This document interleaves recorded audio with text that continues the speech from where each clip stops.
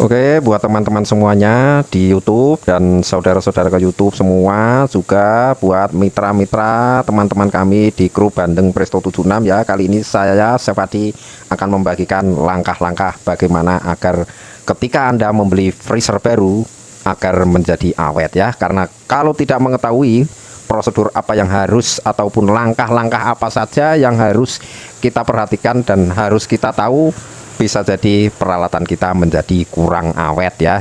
Jadi ada beberapa hal yang akan saya share. Untuk yang pertama kali ketika Anda menggunakan freezer atau membeli freezer baru adalah harus didiamkan dulu. Ketika freezer dari toko datang itu di standby di rumah kalian semua, di rumah masing-masing harus minimal 24 jam ya, syukur-syukur sampai 2 hari. Itu yang pertama harus dilakukan. Kenapa? Karena ketika barang atau freezer kita dikirim di perjalanan kena goncangan di jalan, jadi harus diperhatikan adalah harus didiamkan dulu. Tujuannya adalah agar freon di dalam freezer Anda itu menjadi tenang dulu ya.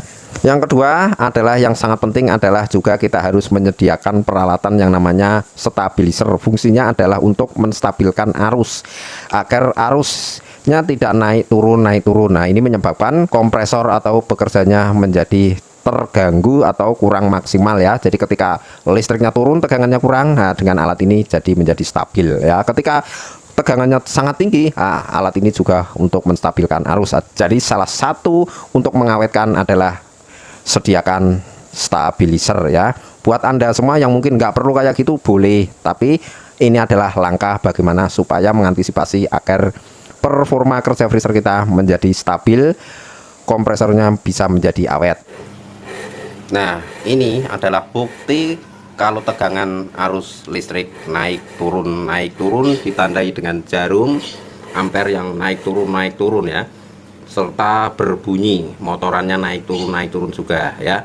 Tanpa alat seperti ini maka Anda tidak akan pernah tahu bahwa listrik di rumah Anda itu tegangannya naik turun seperti ini. Oke, lanjut langkah yang ketiga. Untuk langkah yang ketiga, untuk memulai kita setting di paling bawah ya. Kita setting di paling bawah, jangan langsung kita setting pada temperatur yang sangat tinggi ya, seperti ini ya. Berkala dulu ya, kita minim dulu. Oke, langkah selanjutnya yang sangat penting juga diperhatikan adalah jangan mengisi beban dulu ya. Jadi kita seperti ini, kosong, masih dalam keadaan kosong, dan ini sudah dingin. Dalam keadaan kosong kita baru boleh kita colokkan ke listrik dan kita menunggu sampai benar-benar dingin seperti ini. Ini sudah kosong, semua kosong ya, kosong, dan ini posisinya sudah sangat dingin, sudah beku. Ini sudah siap diisi ya.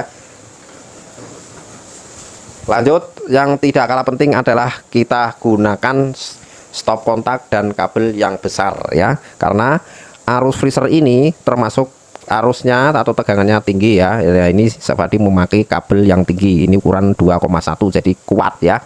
Kalau kabel yang kecil-kecil saya khawatir nanti tidak kuat sehingga panas, menyebabkan juga konsleting ya. Semoga apa yang saya sampaikan pada kesempatan kali ini bermanfaat untuk Anda semua yang sedang ingin membeli freezer. Jadi kita harus tahu perawatannya dan bagaimana trik-triknya ataupun langkah-langkahnya agar freezer kita menjadi awet ya. Terima kasih telah menyaksikan channel Sevadi dan nantikan video-video yang akan datang. Terima kasih. Assalamualaikum warahmatullahi wabarakatuh.